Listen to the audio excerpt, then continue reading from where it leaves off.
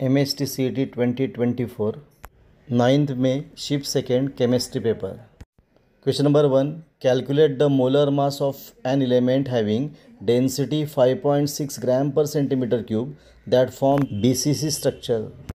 Given A cube into Na is equal to 75 centimetre cube per मोल।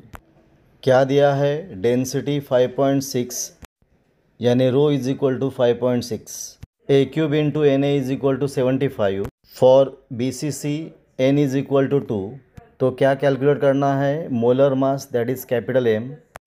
तो formula है density rho is equal to M into N upon A cube into Na। But density rho is equal to 5.6, N is equal to 2 and A cube into Na is equal to 75। तो क्या होगा? 5.6 is equal to 2 into M upon 75। तो M is equal to 5.6 into 75 upon 2। 2 से divide करने पे ऊपर 2.8 आएगा and 2.8 into 75 is equal to 210। तो मोलर मास आया 210 ग्राम पर मोल। आंसर आया B, 210 gram per mole. Question number 2, identify the product obtain in ozonolysis of propene. क्या पूछा है? तो प्रोपीन का ओजोनोलिसिस करने के बाद कौन सा प्रोडक्ट मिलता है? तो प्रोपीन क्या है? CH3CH double bond CH2। Reaction किसके साथ? Ozone that is O3। तो रिएक्शन होने के बाद क्या मिलता है? प्रोपीन ओजोनाइड मिलता है।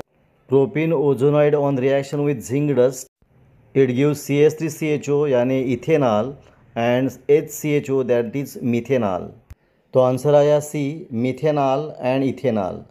Question number 3, identify the hybridization and geometry of SF4 molecule respectively.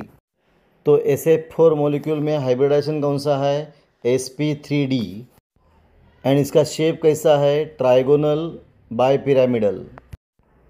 तो आंसर आया C, sp3d and trigonal bipyramidal. Question number 4, which from following buffer is used to maintain the pH of human blood naturally। यानी human body का pH naturally maintain करने के लिए कौन सा buffer use होता है? तो जनरली ह्यूमन बॉडी का ब्लड का pH कितना रहता है? 7.36 टू 7.42। तो ये मेंटेन करने के लिए कौन सा बफर है? HCO3 माइनस एंड H2CO3 यानी carbonic acid and salt of carbonic acid. तो आंसर आएगा C, carbonic acid and salt of carbonic acid. Question number 5, identify the carbon atom of glucose and fructose forming glycosidic bond. तो glycosidic bond होता है, उसमें glucose and fructose का कौन सा carbon involve होता है? आंसर देखो, structure of sucrose contains glycosidic linkage. वो किस में रहता है? Between C1 of alpha glucose and C2 of beta fructose. यानी कौन सा कार्बन एटम है? अल्फा ग्लूकोज का C1 एंड बीटा फ्रुक्टोज का C2। आंसर आएगा A, अल्फा ग्लूकोज का C1 carbon atom and beta fructose का C2 carbon atom. Question number 6, resistance and conductivity of cell containing 0.1 molar KCl solution at 298 Kelvin is 115 ohm and 1.9 into 10 to minus 6 Siemens per centimeter respectively. What is the value of cell constant? तो resistance कितना दिया है? R is equal to 115 ohm and conductivity कितना दिया है? K is equal to 1.90 into 10 to minus 6 Siemens per centimeter। तो cell constant calculate करना है। तो सेल कांस्टेंट का फॉर्मूला है cell constant L upon A is equal to conductivity K into resistance R। तो कंडक्टिविटी K कितना है? 1.9 into 10 to minus 6 and resistance R कितना है? 115 ओहम। तो cell constant L upon A is equal to 1.9 into 10 to minus 6 into 115। तो answer आएगा 218.5 पर centimetre. Cell constant कितना आया? 218.5 पर centimetre. Question number 7, 10 gram of ammonia that is NH3, N2, Cl2 and H2S are expanded isothermally and reversibly at same temperature. Identify the gas that perform maximum work। क्या दिया है? 10 gram of each NH3, N2, Cl2 and H2S are expanded then maximum work किस gas में होगा। तो maximum वर्डन का formula है W max is equal to -2.303 nRT log V2 upon V1 to base 10। तो W max किस पे डिपेंड है? N पे, that is W max directly proportional to N। पर N क्या? Number of mole, that is given mass upon molar mass. तो जिसका molar mass सबसे कम है उसमें वर्डन मैक्सिमम रहेगा। तो N2 का मोलर मास कितना है? 28 ग्राम। मोलर मास ऑफ Cl2 कितना है? 70 ग्राम। मोलर मास ऑफ H2S कितना है? 34 gram. And molar mass of ammonia that is NH3 17 gram. तो इसमें से सबसे कम मोलर मास किसका है? अमोनिया दैट इज NH3 का, दैट इज 17। देयरफॉर उसमें वर्डन मैक्सिमम रहेगा, ज़्यादा रहेगा बाकी तीनों से। तो आंसर आया D NH3। Question number 8, a solution of non volatile solute has boiling point elevation 0.5 kelvin. Calculate molality of solution. Kb दिया है 2.4 केल्विन Kg पर मोल। क्या दिया है? Boiling point elevation that is delta TB is equal to 0.5 kelvin. और क्या दिया है? Kb is equal to 2.4 and क्या कैलकुलेट करना है? Molality that is small m। तो फॉर्मूला है delta TB is equal to Kb into m। पर डेल्टा TB कितना है? 0.5। Kb कितना है? 2.40। क्या कैलकुलेट करना है? m। तो 0.5 is equal to 2.4 into m। तो मोलैलिटी स्मॉल m आएगी 0.5 अपॉन 2.4। कैलकुलेशन करने पे इसका आंसर आएगा 0.21 मोल पर kg।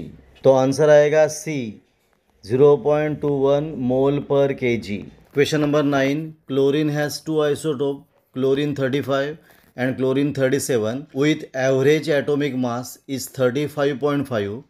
What is the ratio of their relative abundance respectively?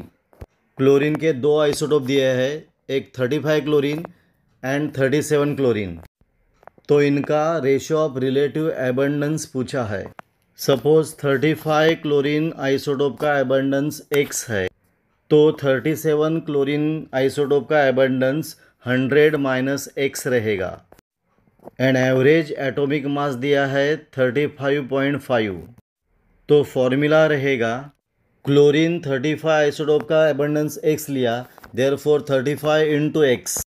And chlorine 37 का abundance 100 minus x, therefore 37 into 100 minus x upon कितना? 100 is equal to कितना आएगा? 35.5। तो कैलकुलेशन कैसा होगा? 35 into X that is 35x plus 3700 minus 37x is equal to 35.5 into 100 ऊपर आएगा। तो लेफ्ट साइड में क्या रहेगा? -2x plus 3700। वो 3700 राइट साइड में माइनस होगा, तो इक्वेशन होगा -2x is equal to -3700 plus 3550। तो -2x इज इक्वल टू -150। तो x आएगा 75%, यानी 35 आइसोटोप का एबंडेंस कितना आएगा? 75%। एंड 37 आइसोटोप का एबंडेंस कितना आएगा? 100 माइनस एक्स दैट इज 25%। तो ratio of relative abundance is equal to percentage abundance of isotope 35 upon percentage abundance of isotope 37 is equal to 75 upon 25। तो रेशियो आएगा 3:1। Question number 10, Which among the following is not a true statement regarding enantiomer? इनमें से कौन सा statement इनैंशोमर के लिए true नहीं है? पहले इनैंशोमर क्या है? तो it is non super impossible mirror images of each other. Image कैसी है? Non super impossible mirror images. Therefore C statement true नहीं है।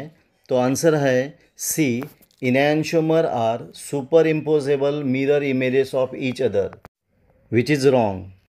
यहाँ अपना पॉइंट पूरा हुआ। आपको ये वीडियो कैसा लगा? अच्छा लगा तो प्लीज़ शेयर करो, सब्सक्राइब करो, कमेंट करो। यहाँ हम रुकेंगे, फिर मिलेंगे एक नया वीडियो लेके।